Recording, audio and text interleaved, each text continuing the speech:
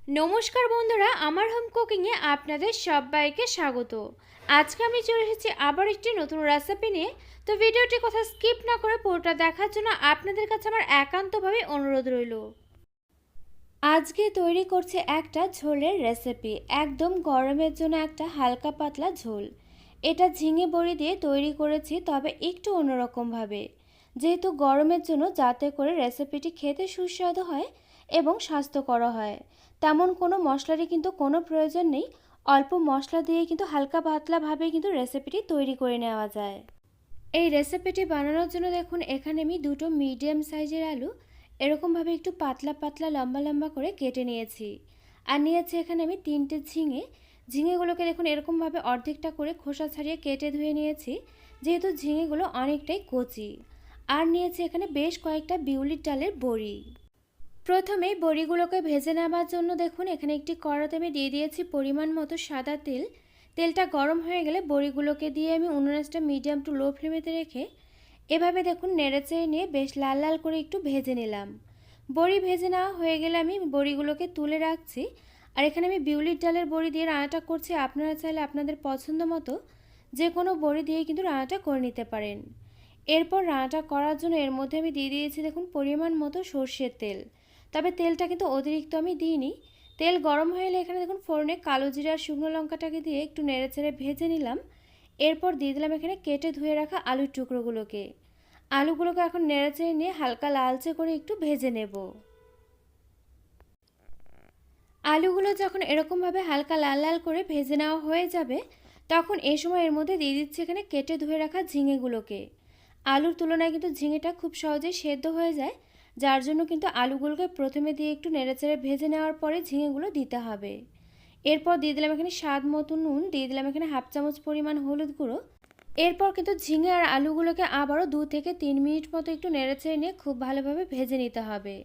আর এই সময় কিন্তু অবশ্যই করে উনুনটা হাই ফ্লেমেতে রাখতে হবে, যেহেতু ঝিঙে থেকে কিন্তু অনেকটাই জল ছেড়ে দেবে। 2 থেকে 3 মিনিট মতো হয়ে গেলে এরপর দেখুন এর মধ্যে দিয়ে দিচ্ছি এখানে একটি ছোট সাইজের টমেটো কুচি। একই সঙ্গে দিয়ে দিচ্ছি এখানে আদা আর কাঁচা লঙ্কা বাটা। এখন আমি এভাবে নেড়েচেড়ে নিয়ে এগুলোকে আবারও 3 থেকে 4 মিনিট মতো একটু খুব ভালোভাবে কষিয়ে নিচ্ছি। আর অবশ্যই করে কিন্তু এই সময়তেও উনুনটা হাই ফ্লেমেতেই রাখতে হবে। আর এই রান্নাটাতে কিন্তু আমি কোনো রকম লঙ্কা গুঁড়ো বা কাশ্মীরি লঙ্কা গুঁড়ো ব্যবহার করিনি। দেখুন, শুধুমাত্র কিন্তু কাঁচা লঙ্কা বাটা দিয়ে রান্নাটা করছি, যেহেতু এটা স্বাস্থ্যকর হবে আর গরমের জন্য কিন্তু ভীষণই তৃপ্তিদায়ক হবে। এরপর দিয়ে দিলাম এখানে বেশ কিছু পরিমাণ জল, তবে এই রান্নাটাতে কিন্তু আমি গরম জল ব্যবহার করেছি।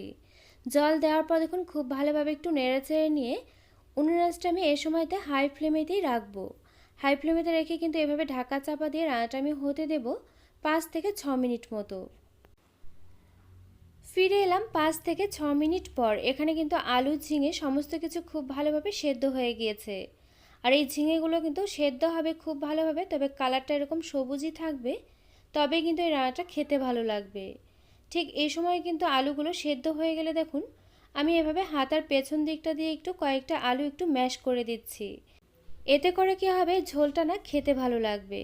আর আগের দিনে কিন্তু আমরা দেখতাম মা দিদিমারা যখন কম তেল মশলাতে রান্না করতো, এরকমভাবে কিন্তু আলুগুলোকে ম্যাশ করে দিত। তাতে করে কি হতো, রান্নাটা কিন্তু খেতে বেশ ভালো লাগতো আর একটু অন্যরকম লাগতো। কয়েকটা আলু ম্যাশ করে দেওয়া হয়ে গেলে এরপর আমি এর মধ্যে দিয়ে দিচ্ছি এখানে ভেজে রাখা ডালের বড়িগুলোকে। আর এই বিউলির ডালের বড়িটার মধ্যে কিন্তু ঝোলটা খুব সহজেই ঢুকে যায়, যার জন্য কিন্তু প্রথমের দিকে দেওয়া যাবে না, তাতে করে কি হবে, বড়িগুলো কিন্তু ভেঙে যাবে।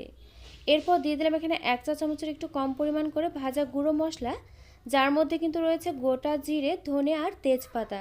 শুধুমাত্র এই ভাজা গুঁড়ো মশলাটার জন্যই কিন্তু এই রান্নাটা কিন্তু হালকা পাতলা হলেও খেতে সুস্বাদু হবে।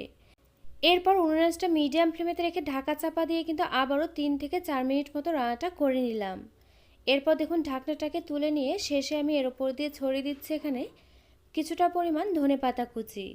ধনেপাতা কুচিটা দেওয়ার পর দেখুন আবার একটু হালকাভাবে আমি নেড়েচেড়ে নিয়ে উনুনটা একেবারে লো ফ্লেমেতে রেখে আবারও ঢাকা চাপা দিয়ে রান্নাটা হতে দেব 1 থেকে 1.5 মিনিট মতো।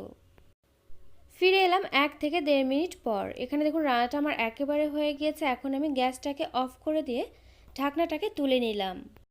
আর এখানে কিন্তু দেখুন একেবারে আমার রেডি হয়ে গিয়েছে গরম ধোয়া ওঠা ভাতের সঙ্গে পরিবেশন করার মতো একেবারে হালকা পাতলা একটা ঝিঙে বড়ির ঝোলের রেসিপি।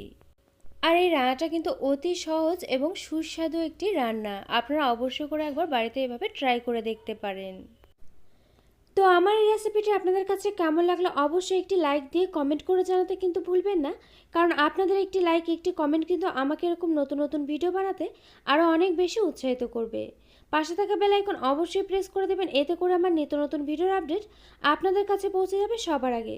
তো আজকের মতো ভিডিওটা এ পর্যন্ত, আবারও পরে দেখা হচ্ছে অন্য কোনো নতুন ভিডিওর সঙ্গে।